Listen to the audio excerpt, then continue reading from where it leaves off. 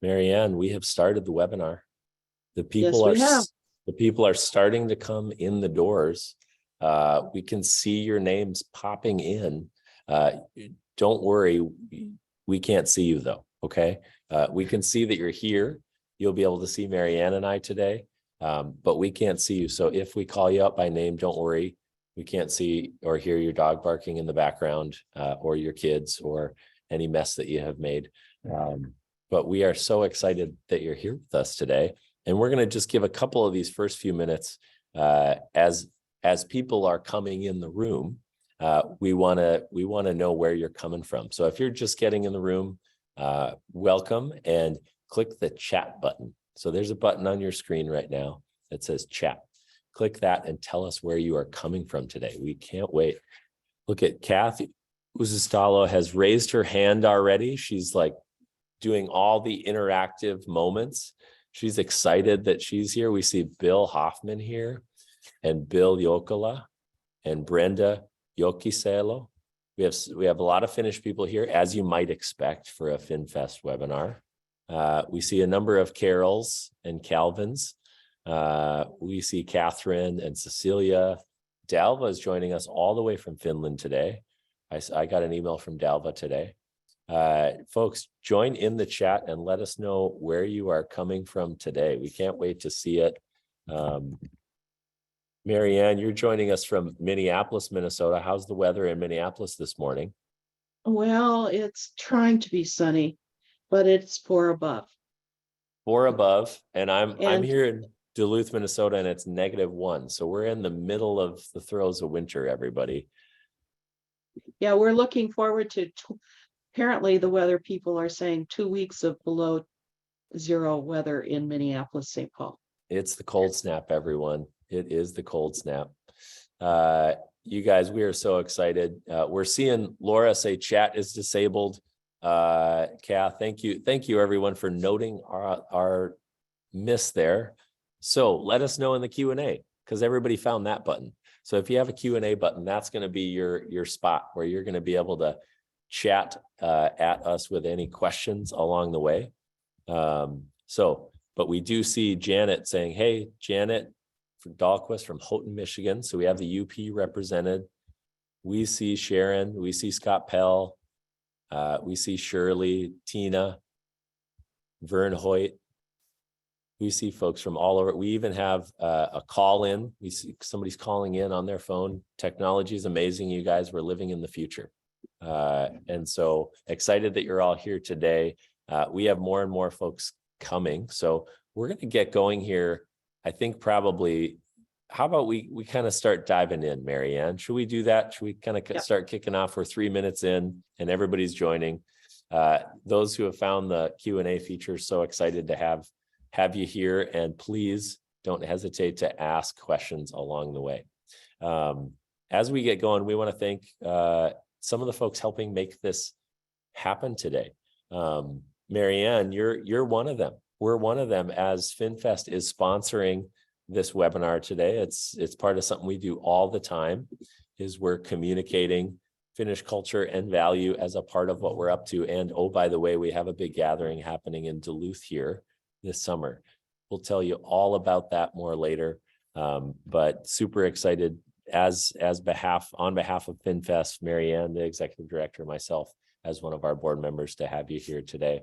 And then we're gonna highlight as well. We're talking a lot about sauna today. It's going to be fun. We're going to talk all the details, the nitty gritty. But we also want to thank Finlandia Foundation. So they're also co-sponsoring with us today. Finlandia Foundation is continually doing great work around sharing and supporting both financially and through programs, Finnish culture all over the USA. And especially with their local chapters. We have one right here in Duluth. I know there's one near you, Marianne, and probably in many of the communities around all over the country. We're going to do some shameless promo for more sauna programming. So if you're here for this, it's the appetizer for National Sauna Week coming in February 19th through the 26th. And Kath Usistalo is on the call right now. Kath, we're so excited for all the programming that you're doing. And the work that we got going on there. So head over to finlandiafoundation.org. And there is a whole bunch of details in there. We'll also send out a link to that so that you can check it out. It is going to be really great. A whole week's worth of sauna fun happening all over the place. That's some of our introductory remarks. I will say this as we get going. Marianne, I know you and I are on Zoom a lot. We're in these calls a lot. And one of my favorite parts about it is that we get to interact.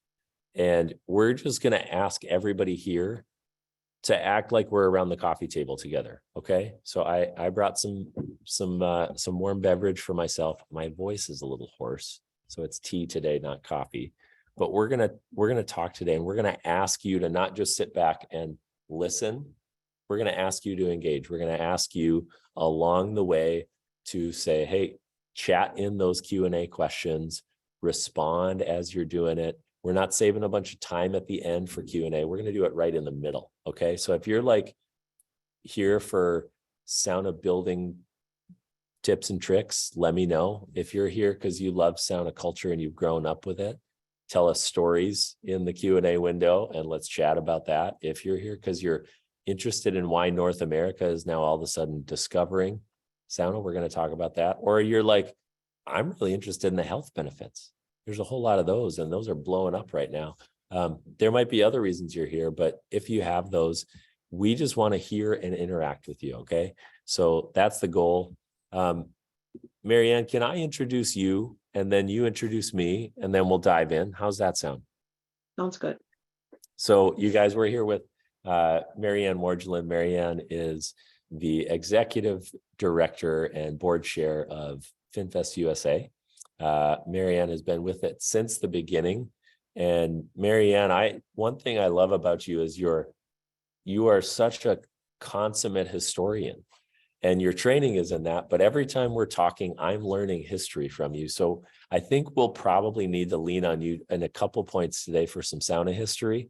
But no matter what, she will lay the groundwork and the context for why the story matters, no matter what room you're in with her. You could be having a hamburger at a restaurant in Minneapolis, and she'll tell you the history of the neighborhood we're in.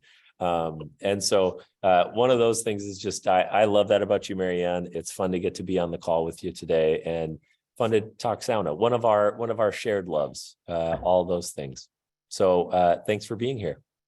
Thank you. And let's just say I was at the organizing meeting of FinFest USA in 1982. I was a young researcher and I was invited to be there. I guess they thought I'd become its historian.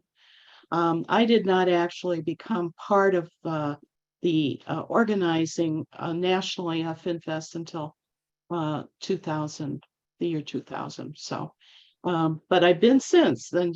That's an awful long time. But at this point, what I want to do is to introduce you to Justin, who is our most recent board member. I think, yes, you are the most recent board member. I came on this year. It's been fun. Yeah. We are a board of 12 people coming from across the country. We represent different kinds of perspectives that contribute to the ability to create a FinFest. In the beginning days of FinFest, it was an organization that created festivals from local communities. Now it's created from the board, and that is why Justin, who is from Duluth and has a business in Duluth, is representing an area, but an expertise, both as a businessman and as a businessman who works with saunas. So Justin, I'm really pleased that you're able to develop this webinar for us today. Oh, it's a joy. This is the stuff I talk about all the time, so it's easy. And I just want to say thank you again for having me and having me on the board. It's been really great. And I want to talk more about sound with everybody. I think that's why everybody's here, not to hear our names necessarily. I do want to say we have a whole bunch of folks here, and in the Q&A window, I saw 3 different countries We saw Finland, we saw Canada, we saw the USA, and we saw a whole bunch of US states from Arizona to Florida to Minnesota, all the way over. We California, we saw a whole lot of people.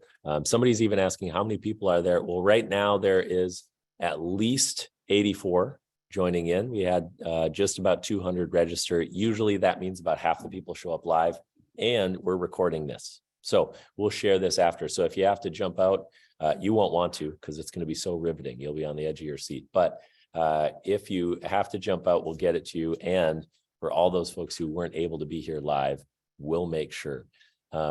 Jean's asking a great question already. Will saunas be available at FinFest in Duluth? Jean, you're going to have to wait till the end. We're going to talk about that at the end. That's the stay till the end of the conversation, and we'll tell you all about it. How's that sound? Sorry to be a tease there, Jean, but we're gonna talk all about Duluth FinFest coming up here. So we got a lot to go on. Marianne, when we were preparing this, we were talking about this idea that North America is discovering sauna, and maybe rediscovering sauna. You can tell us the history about that, but where should we start? What are some things that you're wanting to hear from me and wanting everybody to hear around this new wave of sauna interest? Well, sauna in the earliest years of immigrants was that thing that other Americans said, those weird people doing that weird stuff. And I mean, there are all kinds of narratives that people give about those early days. Starting with Kokado, which is in Minnesota, the oldest continuous Finnish community in North America, which has the oldest sauna building on its site out there at Temperance Corners. Saunas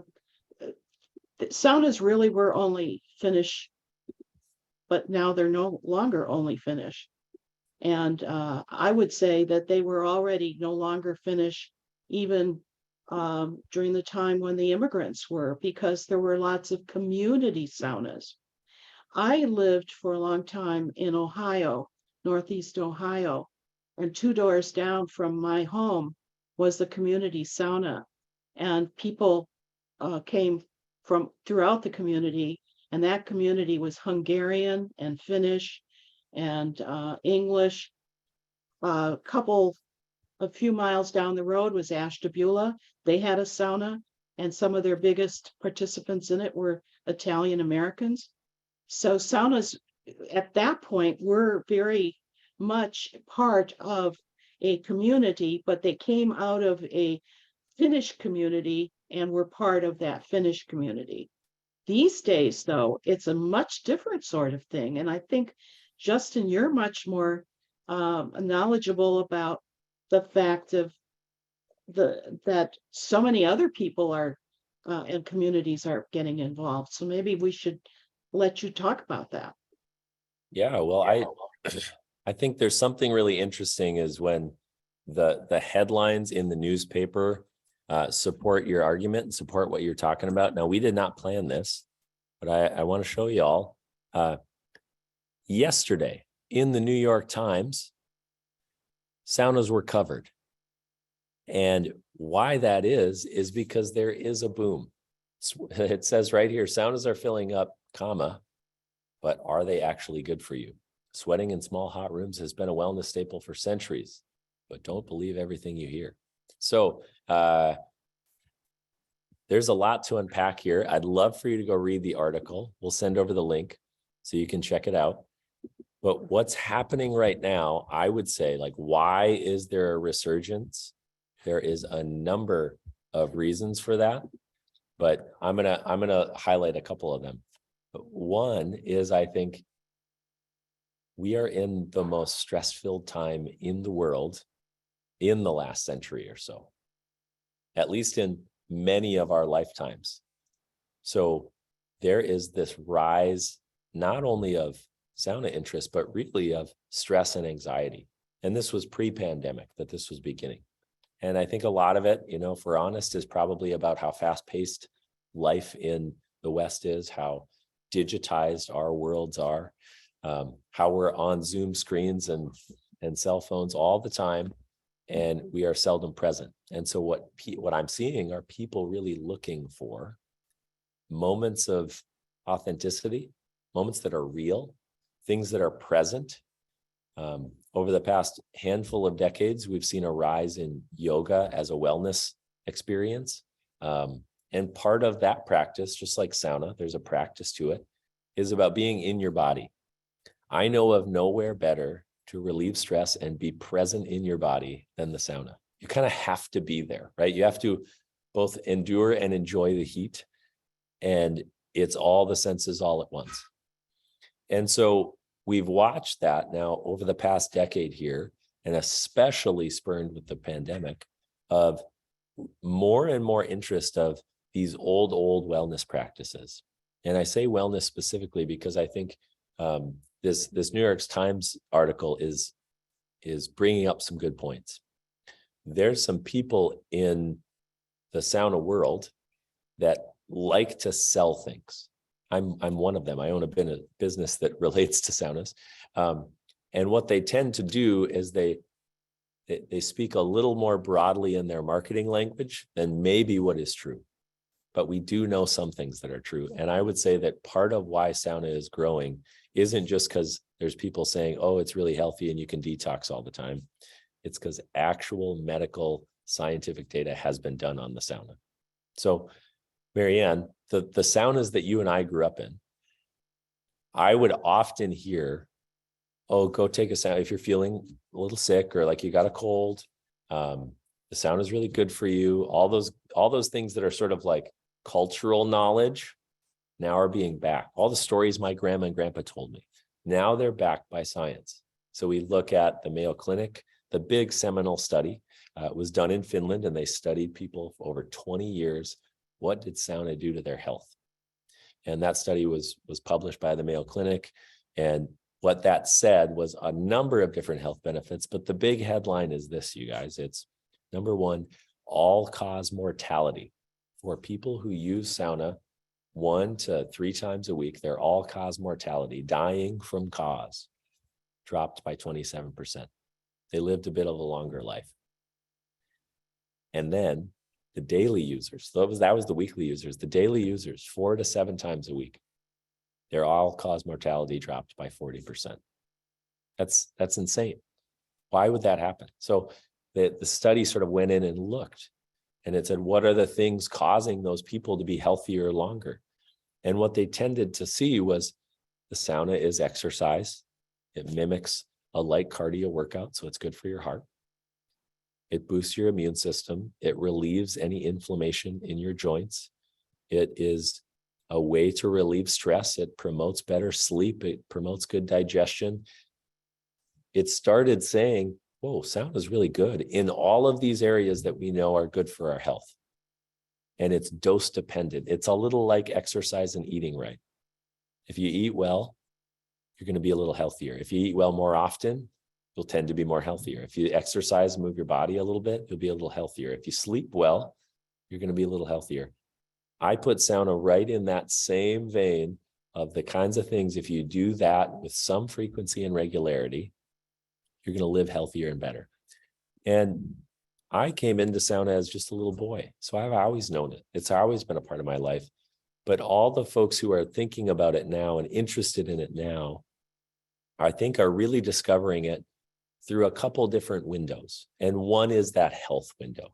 They've come in and they've heard it's good for them, or they're feeling stressed out and they said, this is this is good for my mental health. Okay, I'll go try it out.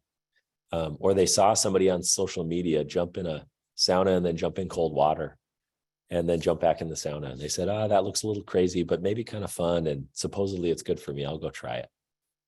And that wellness side, I think, is one of the big drivers for why it's growing in North America right now.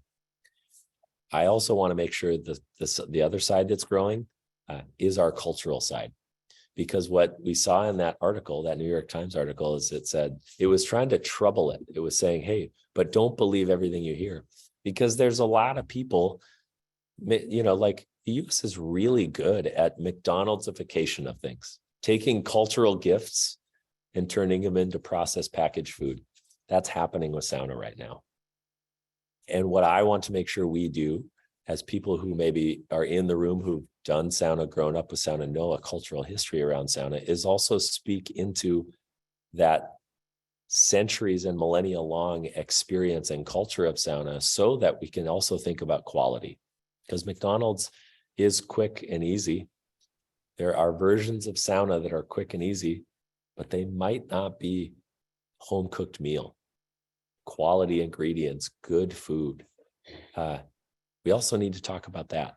And we're seeing a rise both in these kind of individual at-home sauna and lots of convenience there. And we're seeing a rise in businesses who are interested in providing sauna. And that could be from the big bathhouse scale, like Lolu and Helsinki, or that could be from really small little mobile saunas that get delivered to your driveway and then you book it for the weekend. And anywhere in between that. We had somebody just a little bit ago asking a question saying, hey, will you talk about the rise of mobile saunas? Absolutely. We should totally talk about that. It's crazy. People are putting wheels on saunas all over the place. When you build saunas that have wheels on them, it's really fun. You get to bring them all over the place. It's wild. So Marianne, I would say to begin with, those are some things to think about. We're seeing it in the news. We're seeing it on social media. It's meeting this need of the world is more stressed out than ever. And we're finding people come in who maybe have never done sauna before, and they have no clue. They have no clue that something that could really be enjoyable, because all they've ever heard about or experienced of sauna is something that they maybe had in a YMCA or a gym at one point. They said, okay, next to my workout equipment, there's a little warm room, and I'm going to go over there and I'm going to sit for 10 minutes and I'm going to sweat. And then I don't know what to do and I'm going to leave. And so they've like tasted medium to low quality sauna. Y'all probably know this. I bet there's a whole bunch of people in the room who see those saunas and say, wow, geez, they are very hot. Or they say they have this sign, roughly the size of Wyoming, which is a list of things you can't do. And one of them is don't throw water on the rocks. And to anybody who knows good sauna, you've quite literally just ripped the soul right out of the sauna, the lolu, the spirit, the soul of the life. You've torn it out of the sauna. You've decided to do something else. And so when I think about all that, when I think about what's going on here, there's both this like wonderful opportunity for North America to discover this. There's also a little bit of a stewardship and a privilege to say, hey, let's steward the thing really well. So the thing that exists for my kids and my grandkids is that same level of quality that my grandma and grandpa held and stewarded and gave to me. Does that make sense, Marianne? Yes, and I'd just like to add here that it reminds me of an experience I had in Finland. I was at a community sauna in Tampere, and there was a woman in the dressing room who was about 9 months pregnant. And I said to her, has your doctor said anything about why you shouldn't be here? Just before you're ready to birth? Mm-hmm. And everyone, all the women in the room started to laugh. And then I said, well, my daughter is pregnant and she's back in the United States, and her doctor told her she shouldn't take sauna. And that was in the 21st century when that happened. And my daughter had to fight with the doctor to tell her that she didn't know what she was talking about. But you've just given us the example of the research done by Mayo's. And so I think at least Minnesota doctors must be hearing about that. Well, I think you can go to a few spots in the country where the immigrant heritage has put this in the culture in a way that is maybe a little more accessible. So more doctors are going to know about it. However, doctors have specific training. And I would say generally there's still a little bit of interest, but most doctors don't have a lot of research in that specific area. Some will say, oh yeah, I heard about that study, or I'm not sure about this because I've heard about these other complications. I see more and more positive implications of sauna and sauna use than I do restrictions. And it is light exercise. It is getting your heart moving. There are specific reasons for people to be cautious about getting your heart rate up, right? And so I'm not a physician, and so I will say, yes, let's be mindful working with a local medical professional. And we also need to educate some of them, because if you go to Finland, it's super common for pregnant moms to be using sauna regularly, probably at lower temps and at lower durations than they would if they weren't pregnant. And so it's a little more mild, it's a little easier.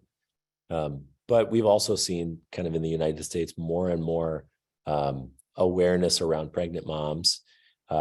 If you've been exercised, you can continue that during your pregnancy if that feels good for you. Right. Yep. Yeah, I think it's right for you to talk about the cautions here, but the point was that at least to these women in the Tampere changing room, Yep. there was a way to continue to be going into sauna even though you were pregnant. Yeah. And in fact, we could talk about the fact that many immigrant women birthed their babies in saunas. Absolutely. There it is, you guys. Marianne is bringing our history back to us again and again. I told you it was going to happen. So we have a whole bunch of questions that are coming in. You guys are doing amazing, sending in questions via the Q&A. So keep doing it. I want to hit a couple of them kind of since it's on topic and we're thinking about it right now. Then we're going to go into a couple other chunks of our talk today. But one is somebody's asking this, and this is a really good one. Is a sauna with a wood fire and hot water thrown on the rocks better for you or your health than new electric ones? Great. Super great question. There's like a couple of questions inside that question. Okay. One of them is, what is a new electric one? Because in the middle of the 1900s, electric sauna started being a thing. So if we go, Marianne, I'm going to do a little history lesson here. So if we go way back, sauna started before there were wood-fired stoves. Stoves are metalwork. Chimneys and things came later. So if there are purists in the room who are like, you can only do a wood-fired stove, you need to ask them, yeah, but do you have a chimney? And if you do, you can say, well, you're just innovating. You're just a newfangled innovator, you wood-fired person, you. Because the savu sauna was the first thing. The first thing was the hearth where they built the fire and they actually had flames and smoke in the room. And it was so intense that there was so much smoke in there that all the walls were black. So the whole room was sort of sensory deprivation in that way, right? It wasn't big windows looking out at pretty location. It was the black room in the woods and all the rocks went on top. They removed the smoke from the room. That came out. And then there was enough heat in all of those stones that it lasted for the rest of the day. And the whole family. And there are immigrant communities that have had savu saunas here. And so we need to think about the fact that the savu sauna also came to the United States. Yes. So savu sauna was the first sauna, and it was also, rocks from the soil, timber from the land, fresh water from nearby. Those are the ingredients for good sauna. And it's often very simple. And what was done then, eventually, wood-fired stoves were developed, made it a lot cleaner and easier to have sauna. This is more of the sauna that many of us know. And those were put in the backyard and at the cabin, at the cottage by the lake. And those are tremendous. Additionally, sauna got really convenient, like everybody's kitchen in the 50s. So what happened was all of the businesses decided, let's make the oven a little easier than putting wood in it to bake our bread. The same happened for sauna. And so electrically heated sauna stoves are not a new invention. They actually started around the same time as wood-fired stoves, and then they got really popular in the middle of the 1900s. So if you go to most places and you see an electrically heated sauna, that is heating with elements and stones on the top. Okay, so those are could be a DIY kind of construction too. Sure. My father, for example, bought one from somebody who made them up in Hibbing, and it worked very fine. first in my father's sauna and then in mine, for about 40 years. They don't make them like they used to, unfortunately. So I would put in the category of sauna and the research, the body of research that's been done around sauna. They are studying, I'm getting to your health question here. They're studying those formats of sauna, which is to say higher heat, steam, and thermal mass, i.e. rocks, to provide that heat to you in a wooden room. Those saunas, Sabu sauna, wood-fired sauna, and electric sauna, the body of research has been mostly done on that. Your question, anonymous attendee, was new electric ones. There is a different kind of room that gets called a sauna a lot. That is an infrared sauna. And there are many sauna companies that also provide these.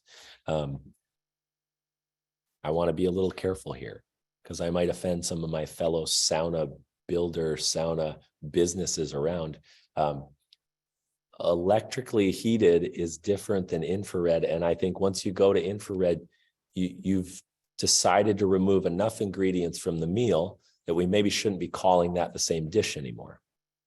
So in infrared heat, you have panels on the walls that heat, they don't heat the air in the room to a high temp, they heat you. They shoot these infrared waves at you and they heat the things in the room. I'm fine with studying it. I'm fine with looking at it. But I think folks who say, look at all these health benefits of sauna, and they say, look, it's also true for infrared. I think that the jury is still out. The medical data is still coming in. The research is still being done. I think there's good benefit to that. They have also removed any stone from the room to radiate heat, and they have removed the ability to pour water on those stones to create load. And so to me, infrared heat is a different, so when we're talking about what is healthy for us, we kind of need to look back at the medical data, and I'd say more of it is more conclusive or more interesting or more studied for more traditional versions of heat. Sabu sauna, wood-fired sauna, and electrically heated sauna. Less so for infrared. So that's some schools of thought, but there's a whole, like, also the like America's really good at McDonald'sification of things, you guys. There is a whole lot of companies selling a lot of these infrared saunas and saying, here's all the value and here's all the worth to it. And here you go. It's really cheap and easy. Put it in your closet, put it in your back room, put it in your bathroom, put it in your basement. I just think we need to be honest about that. We need to look at some of those. So that's a little bit of a deep dive on types of sauna. When you're in the quality area, I actually think there's no difference if you're sauning at appropriate temps for durations that are appropriate. And if you mix it with cold water, those health benefits get even better because there's a whole bunch of study on what happens when people jump into cold water. And sometimes we knew that in Finnish culture as avanto and cutting the hole in the ice and doing that. I would do that every Christmas and New Year's with the family. So I would say that's where a lot of the data is, and that's what's happening there. Super good question. And if there's any more questions around all that stuff, please feel free to send them in. We have people, Marlene in here is saying, yes, exclamation point. I've been to Savu sauna in Finland. Are there any in Minnesota? Marlene, I think there's a few. I don't know of any that are operational. I know of like 3 that are operational in North America, but they're very private. So it's hard to kind of find or get to. They're not public. No, they're not public. But no. you can go, but in Finland, you can go to public sauna saunas. Yep. Yeah, I have been to them. So, yeah. So there are sauna saunas, but they're going to be privately owned here in the country. Mm-hmm. Good stuff. We have a whole bunch of good questions going on right now. Feel free to keep asking them in. I'm going to hit a couple other ones right now because there's a couple good ones here. We talked about health benefits, and then there's some folks that are asking a lot about how we think about sauna in that community space. Marianne, you were talking about that, and somebody here saying my earliest experience with sauna was in the Michigan UP, my grandfather's home, small backyard sauna. How do these community saunas work? Some saw potential in business. Were they copying a Finnish model? Individual rooms or large rooms? Was it too expensive to have individual? How did that work?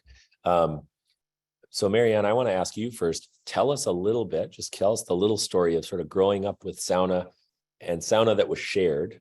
And then I want to tell a little bit of story around how community and public saunas started happening here in Duluth, because I have like a lot of research on that. What did you grow up with? What did you see as there was sort of not just a private sauna, but it was actually available to more people? Well, I have to say that the sauna that I lived with when I was a child was originally a sauna where all of the members who were on the church council could be in the sauna together. So it was quite large. Most saunas were smaller than that. But then a couple doors down was the public sauna, where you paid a little bit of money and you got in, and you were with people who were also taking sauna. They weren't necessarily people you knew, but you were there with them. They were part of your community. They were children. They were grown-ups. They were privately male and female, or you could rent a room and there could be a family that would go into them. That's what those public saunas were like when I was a kid. And I think that that is probably the way they were in lots of other places across the country. Yeah, I would agree. I mean, I think the immigrants who came over, and I'll tell the sort of story of Duluth, but this is true for most of the areas where there were Finnish communities. As you would expect, they were immigrants. They didn't have a lot. They didn't have the farm yet. They didn't have money to homestead. They didn't have the sauna on the farm. What they often had was a small community that started, and they brought over with them the cultural gift of sauna. And so one of the first expressions of sauna here in the US was public sauna. It was community sauna. And it was often run as a part of either a boarding house or a restaurant. There was a small bathhouse, and the sauna was community oriented. Right. In the Minneapolis community, there was a Fintown. Mm-hmm. And at the corner of the heart of this Fintown, there was a public sauna. Mm-hmm. But in addition to that, there were several houses in that area which had saunas out in the backyard. And basically, what they did is they were communal saunas too, inviting in their friends and their families. And of course, I know lots of other people who had a sauna in their basement, and every Saturday, all of the other members of the family who lived elsewhere would take turns taking sauna at this one house. So it was always very communal, always. And I think that is one of the cultural gifts around sauna, is this space of generosity and sharing and equity. One of my favorite proverbs, Finnish proverbs about sauna, is all people are created equal, but nowhere more so than in the sauna. And so what happened, Marianne just sketched the line here. Those public saunas were started. And then they often, once all those immigrants had enough money to sort of homestead, the sauna was brought to the homestead. And that was often the first building built. It was small. It was easier to build initially. And then in that year, they lived in the sauna and then built the farmhouse. And eventually, once all those farm families had all their kids to run the farm over the next 50 years, some of those kids bought a little cabin on a little lake in the upper Midwest or out in the Northwest or out near Ohio. And then we saw more and more of these saunas that were put on the lakeside. So when we think about sort of this public to private experience of sauna, North America has actually had all of them. What we're seeing right now, and what I'm seeing right now, is interest in it, all the forms. I don't think for a long time there was a lot of interest in public sauna. What's coming back right now in droves, mainly because of younger folks like me who are looking for real moments that aren't just digital things, is the community sauna, a space to be with other people or meet other people, a space that's healthy for you, and a space that is a very real, authentic experience for your life. And more we're seeing these all across the country. And again, that's the big bathhouse to the little mobile sauna to many more of these sort of expressions of sharing sauna along the way. So that would be something that I would just suggest, look around you, wherever you're at in the country. There's probably a chance to find somebody starting to tinker with the idea of public sauna. We right now in our business, so I run a company called Cedar Stone Nordic Sauna. This isn't a commercial for Cedar Stone. This is a commercial for sauna broadly. But we are working with folks all over the country and all over North America who want to learn how to start businesses like this. Every 6 months, we get them in the room and we teach them and train them and send them off in their own neck of the woods. And so we, right now, we're in our third cohort. So every 6 months, we do another one. And we have our 55th business represented in there. And some are thinking about building really big public saunas and bathhouses. Some are thinking about that little mobile sauna to take around to neighbors and to rent out, all that good stuff. So it's really happening all over. It's an exciting time. People are getting creative and they're really interested in sauna again. It's a really great time to also be somebody who cares about the culture of it, because we have something to offer. We have stories to tell. Our chat window here is full of people saying stories of the times in which they saunaed, where they found out about sauna. Marilyn saying, as a born Alaskan, Alaskans were building saunas well before the rest of North America. Both my brothers built their saunas. Love it, right? So there is a handcrafted moment to this in a lot of areas of the country. And it is not new. And so let's continue to share that along the way. Marianne, when I think about what we're talking about here, I want to make sure we get to everything. We have a lot of things going on, and I'm going to just hit a couple of these questions because I think people are asking some really good stuff. There's a bunch of people who are wanting to think about some geekiness in terms of how to build a sauna. So this talk isn't a deep dive in all the things of how to build a sauna, but I will highlight a couple things because people are asking, what wood do you use in the sauna? And I had a great question at the very beginning that was, what wood or what branches do you use to make your vita or vasta, or venik, as the Russians might say, but your branches that you're going to use to whisk or beat your body on to help blood circulation and have a whole bunch of fun.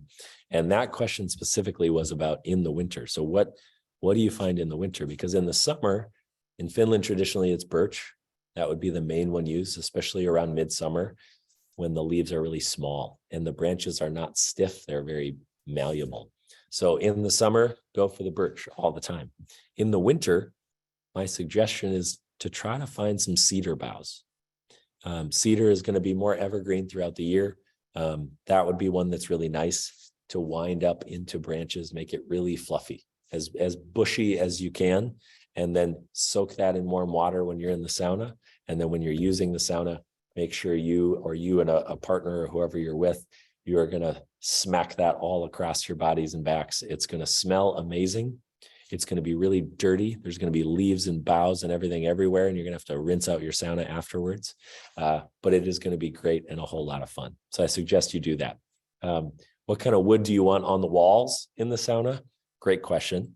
Let's start with this: softwood.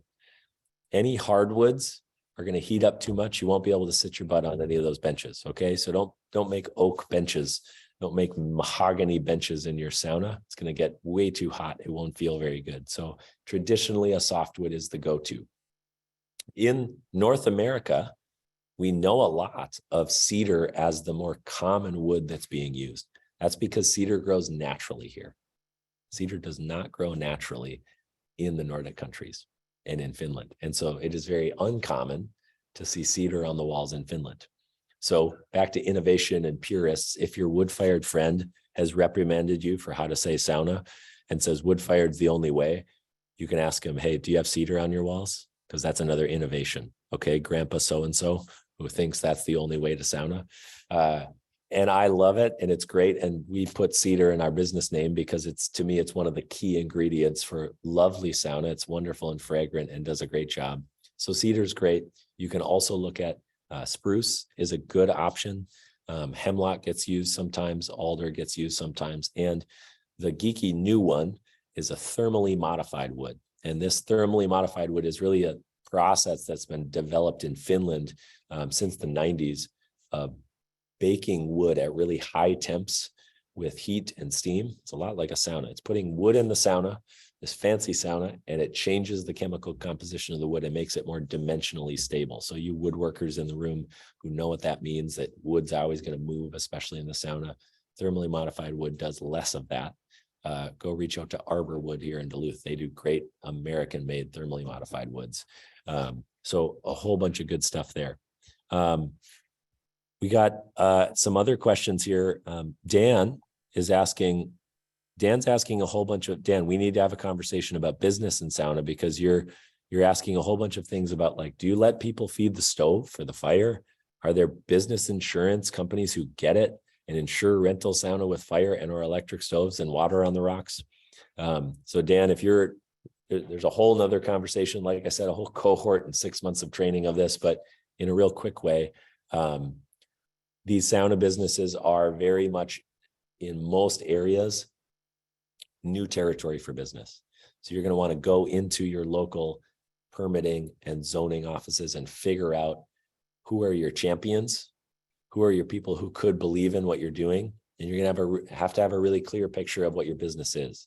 Because if you just go in and say, hey, I want to like have this sauna that has a wood fire in it and bring it to people's backyards, and then they're going to have a bunch of fun, and that person in the business office at the city says, that sounds like a liability. I've never done a good sauna. I don't understand what's going on. So I would speak in their language. I would say, hey, I have a wellness business that's going to destroy people's stress in our city and make them feel really good. Who do I talk to in the city about opening innovative new businesses that care about people's health and wellness in the city? Start there. And then before you talk to people about wood fire, you want to have your stuff together. You want to know and have, here's my 5-page fire safety and suppression checklist and all the details, right? So that the insurance company understands that this isn't a risky move. Insurance companies are businesses that try to make money. Show them that your business, if this is a business you're going to create, is going to make money by being really safe. To your question, really head on, are there companies who get it? It's tough. It's really hard. You actually have to find a great agent. And are there, do we let people stoke the fire for themselves? I know of businesses that do that.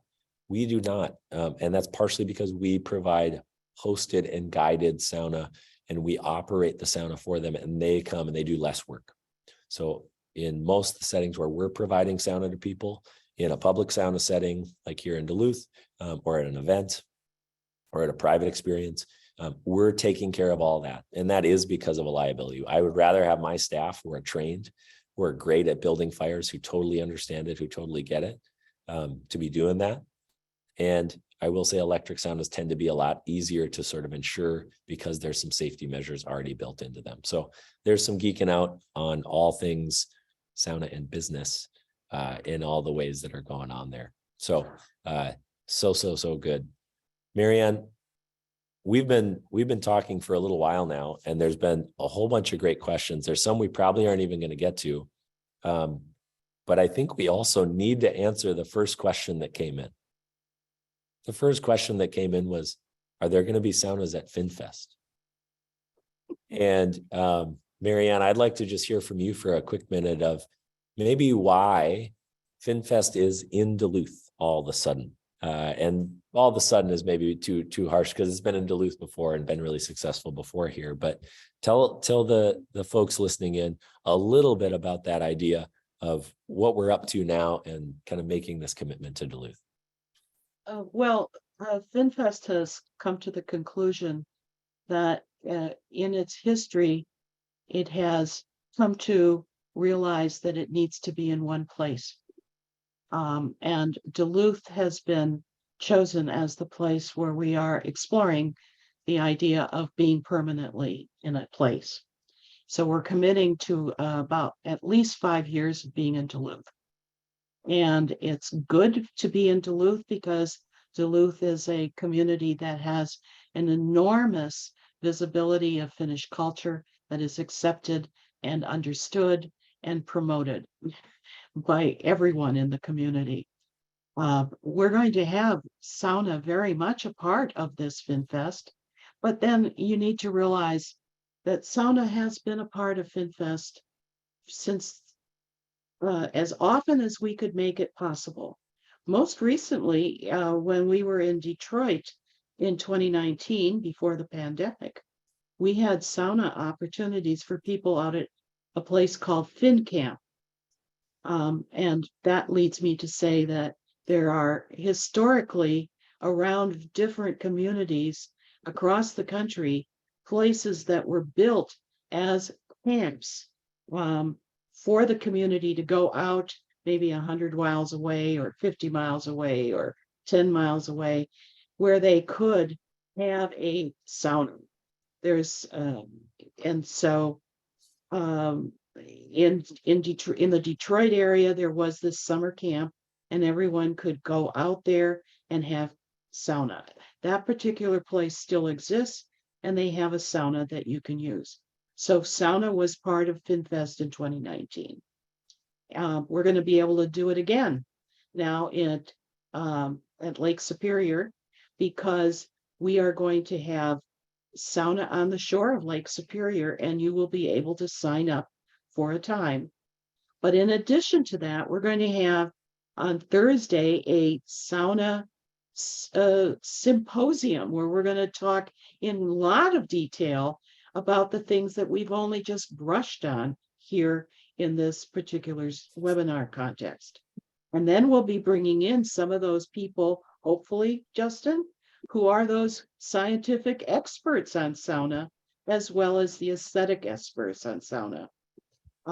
We're going to also be able to meet Arborwood, this place that exists in Duluth, which is a company that is doing making a commercial business out of a scientific development that was made in Finland, how to make wood become stronger. So yeah, sauna is going to definitely be part of FinFest this summer, and hopefully then also then throughout the 5 years that we're totally committed to with Duluth as we go forward. And I sent this over in the chat as well. So you have a link to this. This is our landing page to highlight any of the registration needs. That's open right now. We are only, you guys, we're only 178 days away from FinFest. And on a day that's -1 in Duluth right now, a summer day with sauna on the shores of Lake Superior and jumping in sounds really nice today. And this, we're so excited about it. It's going to be coming soon. And like Marianne said, our focus is going to be looking both at that cultural history as it always has been, and looking forward and saying, what can we believe that Finland and Finnish culture and Finnish American culture has something to say to the world? And we are going to do that through architecture and design, art and culture, health and wellness, environment and energy, social programs, and sustainability. So there's so much of this. We are going to be sort of thinking forward and not only looking back and saying, hey, what was Finnish culture when those immigrants came over, but what are the gifts that they brought over, and how are they still alive and well in America? And how can we learn from our friends and family members and collaborators in Finland today, what's happening in Finland today, and how can that work? And to double down on Marianne's point, do not worry, we're going to have sauna as a part of it. We will have the sauna symposium on Thursday. There's going to be a whole lot more detail coming from that and around all of our programming. But we would love to have you kind of earmark that on your summer schedule to come visit us, to be a part of all of it. And one thing that we do know is sauna will be available. We as our business have a public and community sauna here in Duluth, Minnesota that operates every week and hosts thousands of people to sauna every year. It is such a joy to get to introduce people to sauna who have had it their whole life. Like Leaf's on the call here. Leaf, I want to highlight you here. And folks who have never done it before. who come in and they want to learn about sauna. And so I want to kind of end on one little point here, and it's a question of posture. How do we sit and understand sauna and culture with a posture of hospitality? Because I grew up in one of these small Finnish communities in an area of the world that had a lot of sauna. I feel like I had amazing access to lots of good quality sauna in lots of spaces in my life. And many of you on the call also have had that. Many of you who follow FinFest, that's been a part of your story. Somebody in your family invested thousands of dollars so that you could have sauna all the time. And most of the world doesn't know that. And we're in this time where there's more and more interest around sauna. And the posture in which I would suggest is one that is of like sharing a cultural dish, sharing that food, that wonderfully made, super yummy, nutritious food with new people. And there's been a couple of questions in the chat of how do we do that? What are the ways in which we could do that? Or how is that word pronounced? And so here's one way to think about it. When I grew up, many Finnish folks around me were cultural preservationists. They wanted to keep the thing pure. And so I have heard time and time again, people correcting people for how to pronounce the word sauna. If any Finnish person hears overshot of somebody saying the word sauna, they bristle up and they say, guess what? I know that cultural dish better than anybody else. Let me teach you how to say it. I want to reverse that because I have 2 little kids, and reprimand is a really hard way to get them to change any behavior. But if we want people to know the proper pronunciation and the authentic pronunciation of sauna, they actually have to taste the meal first. To know good tortillas, you probably should taste them first. If not, you would read that word tortillas and you'd order tortillas off the menu. And so what I would suggest is no matter where you are with sauna and when it comes up in conversation, because it's coming up more and more, be that cultural host who is a preservationist in some ways, but also is super generous and says, oh my goodness, I love that you're talking about sauna. That's one of my favorite things. I grew up with it. I grew up with really high quality sauna. I actually say the word differently because my family's from Finland. Instead of saying, no, reprimand you for saying it the wrong way. Sauna is just for us. Because that's the mentality. If you've never had good sauna and you hear somebody correct you, now you've made it insider language, right? And so my suggestion there is let's be graceful Finnish and Nordic people that care enough to share that thing with more and more people, because I think there is a real chance that what we're going to get to do is see more and more of that as a possible experience in communities all over the country. And that is good for all. That's good for us in our Finnish communities. That is good for folks who have never heard about this, who just need the health benefits and the joy and the cultural gift that is sauna. It is that one Finnish word in the English language. So let's do that together. You guys, what a fun day it's been. And we have a couple of things that we want to land on as we leave, and those are some reminders. So reminder, head over to finfest.org and head over to that landing page, 2023.finfest.us. That's in your chat window, and we'll send that out after as well. That's going to have all of those details for all the programming coming up. And Kath is on here. She's providing some details as well for our National Sauna Week next month from the Finlandia Foundation. I added a link there, and Kath is saying free programming, which includes programming on Savu Sauna, crummy American saunas. Ooh, those are fighting words. Those are fighting words there, Kath. A book chat with Katja Panzer. Ooh, she's amazing. We've done a podcast with her. She's wonderful. Katja's done some great work. Some program on sauna diplomacy, and a session with today's expert, Justin, me. I'm going to be doing some stuff there. And then we also have Ismo and Miska. Ismo, you might know, the Finnish comedian. He's going to be doing some sauna stuff. So more information over at finlandiafoundation.org. And we sent the link over in the chat. You guys, what a fun day. And we are landing right here, 12 noon my time, And a little bit later, we've done it all in an hour. Hopefully we're leaving you wanting more. And this appetizer, there's more sauna programming coming, both in February and this summer. Marianne, thanks for all your support, your history, your knowledge around all this good sauna stuff. I think we better go heat the sauna today. I think we better go find a sauna. My voice would like that if I were to get Yes. into a sauna today. You guys, we'll see you again, and we'll send out some details for more FinFest programming between now and the big conference and event coming up this summer. Stay warm, friends. Bye.